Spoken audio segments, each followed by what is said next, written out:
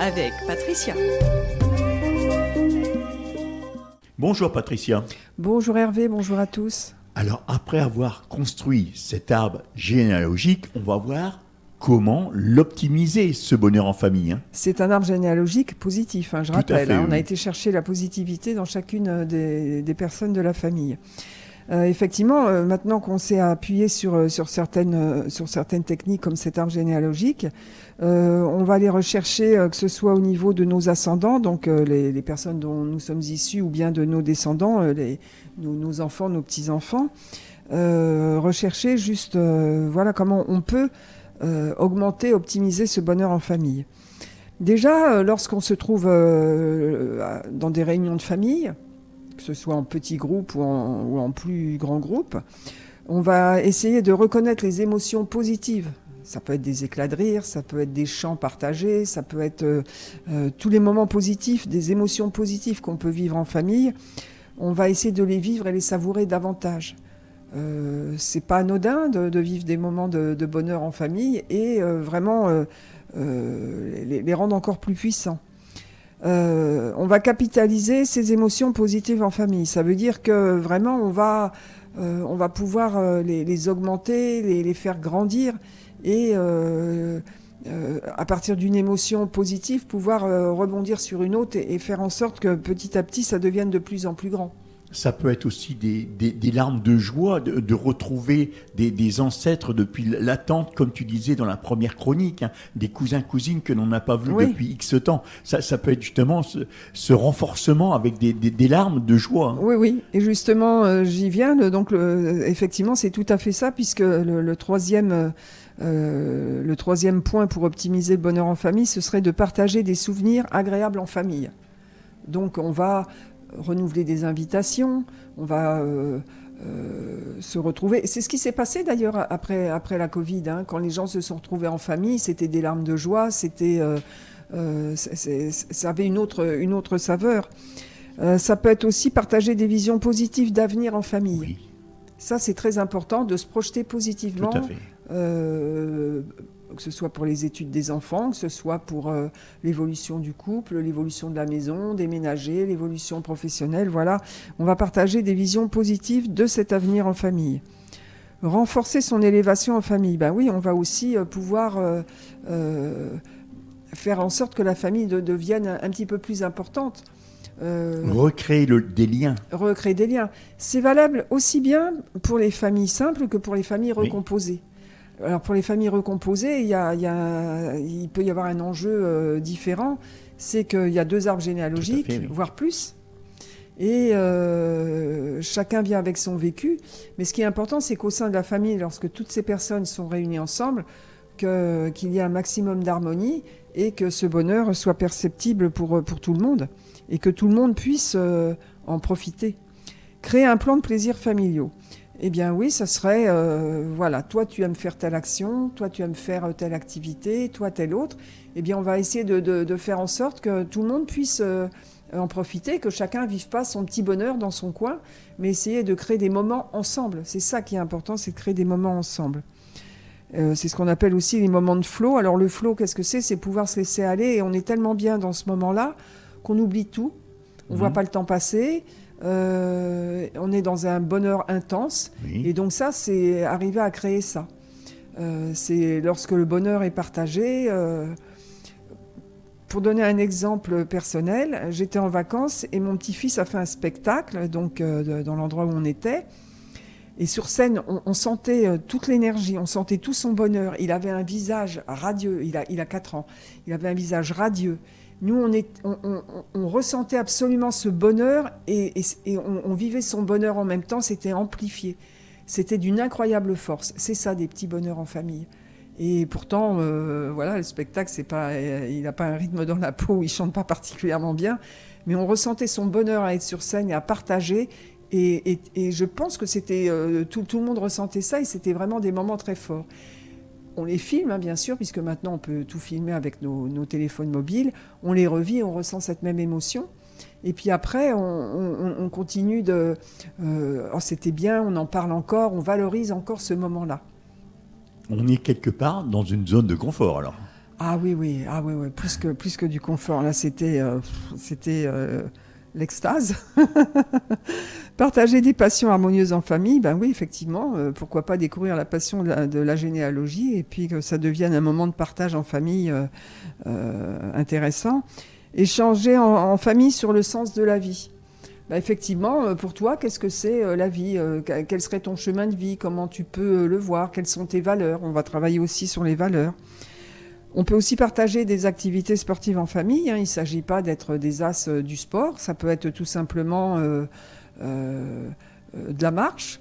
Ça peut être une balade à vélo. Ça peut être une balade en pédalo. Jouer à la pétanque, une partie de football, même si on ne sait pas y jouer, on lance la balle, créer des éclats de rire, créer des moments de complicité. C'est ça qu'on va rechercher dans ces moments-là. Partager des repas en pleine conscience en famille, c'est-à-dire qu'en pleine conscience, au moment où on est tous à table, il ne s'agit pas qu'il y ait la télé allumée, il ne s'agit pas que les téléphones soient sur la table et que les ados soient rivés sur leurs écrans ou même les parents. C'est pas les bons plans, ça. Voilà, donc on peut faire une corbeille avant le déjeuner. Il y a la corbeille à pain, il y a la corbeille à téléphone. On va déposer les téléphones éteints ou silencieux dedans. Et puis ça va être l'occasion de partager, d'échanger. Qu'est-ce que tu as fait, toi, aujourd'hui? Qu'est-ce que tu as aimé? Se soutenir en famille face à l'adversité, effectivement, à un moment, on sent qu'une personne se trouve en situation d'échec ou en situation difficile. Et bien là, on va être solidaire et puis on va la soutenir dans sa difficulté. Qu'est-ce que je peux faire pour toi? Ah ben moi, j'ai telle solution. Qu'est-ce que tu en penses? On peut se regrouper. On peut tenir un mini conseil de famille pour essayer de voir, nous tous dans la famille, qu'est-ce qu'on peut faire pour que ce moment passe mieux. Entretenir une interdépendance positive au sein de la famille. Ben oui, créer ce lien très fort dans la famille. On peut aussi, alors là c'est pour la famille un petit peu plus étendue ou même pour les personnes, pour les familles reconstituées, se rapprocher géographiquement des membres de la famille les plus heureux. Oui. Effectivement, si on habite auprès de tonton Paul qui est un pessimiste, voilà, qui voit tout en noir, ben on va éviter d'aller trop le voir, tonton Paul. Par contre, tata Christine qui habite un petit peu plus loin, elle c'est toujours la bonne humeur, c'est toujours l'optimisme assuré. On va faire en sorte de se rassurer et de se rapprocher d'elle, développer les compétences interpersonnelles en famille, maintenir un ratio de positivité. Enfin, il y en a beaucoup comme ça, des exemples qu'elle donne dans son livre. Adopter une posture emphatique en famille. Ça veut dire qu'on va être empathique par rapport aux autres. On va être dans l'écoute, on va être dans le soutien. Vivre des micro-moments d'amour en famille, les hugs, on se fait un câlin, on se soutient, on s'embrasse le matin au réveil, on s'embrasse au moment où on se quitte, on s'embrasse au moment où on se retrouve. Rire en famille. Ça peut être des éclats de rire spontanés, mais ça peut être avec un film qui va générer ça ou des situations dont on va se rappeler. Surmonter les blocages en famille, s'entraider pour que chacun puisse vivre ses rêves. Et puis, donc, partager des activités exaltantes en famille également. Donc, tu vois, c'est très étendu. C'est toutes ces petites choses-là au quotidien qui peuvent favoriser et optimiser le bonheur en famille. Eh bien, voilà, Patricia, nous arrivons au terme de ta chronique. Mais avant, tu vas nous donner encore plein d'informations. Oui, bien sûr. Entre autres, tu travailles sur rendez-vous. Oui, sur rendez-vous uniquement, bien sûr. Donc, tu as un numéro de téléphone où c'est que l'on peut te joindre. Professionnellement, tu vas nous donner ton 06. Mon 06, exactement, c'est le 06 42 66 76 89. Ton cabinet, il est situé où ? Centre-ville de Compiègne, 5 Place Choiseul, c'est sur les bords de l'Oise, dans l'ancienne école de l'état-major. Est-ce que tu as des jours de consultation ? Principalement les lundis, mardis, mercredis, samedis, une semaine sur 2, au cabinet, et le reste du temps, rendez-vous soit à domicile, soit en entreprise, ou bien par le biais de la visio. Patricia, cette année, en plus, tu donnes des cours de yoga. Oui, j'avais commencé effectivement l'année dernière dans mon cabinet, donc les cours de yoga sophro, et puis forte de mon succès, j'ai dû me mettre en charge de chercher une salle. Donc les cours de yoga sophro auront lieu le jeudi soir, de 18h à 19h, 9 rue Carnot. Et je donne également des cours de yoga aérien les vendredis soirs de 17h30 à 18h30, les samedis matins de 9h à 10h, un atelier mensuel de 2 heures de 10h à 12h un dimanche par mois, et ce, 1 bis place Saint-Jacques à Compiègne dans l'ancien cinéma des Dianes. On peut te retrouver sur les réseaux sociaux. Sur les réseaux sociaux, exactement. Donc Facebook, en mon nom propre, Patricia Faletto, sophrologue. Également sur Instagram, sur LinkedIn, aussi pour plus particulièrement le public des entreprises. Tu as un site? J'ai un site qui s'appelle pf sophrologue, sophrologue.com. En plus, ta page Facebook? Ma page Facebook, en mon nom propre, Patricia Faletto, sophrologue. Ton site et ta page Facebook, on a toute ton actualité. Toute mon actualité, et effectivement.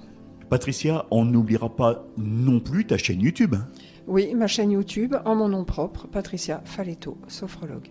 Et pour la visio, là, puisqu'on va en reparler un petit peu. Alors la visio, en fait, je m'adapte donc aux personnes selon qu'elles possèdent soit un ordinateur, soit qu'elles possèdent un téléphone. Il y a toujours façon de communiquer. Maintenant, c'est la modernité absolue.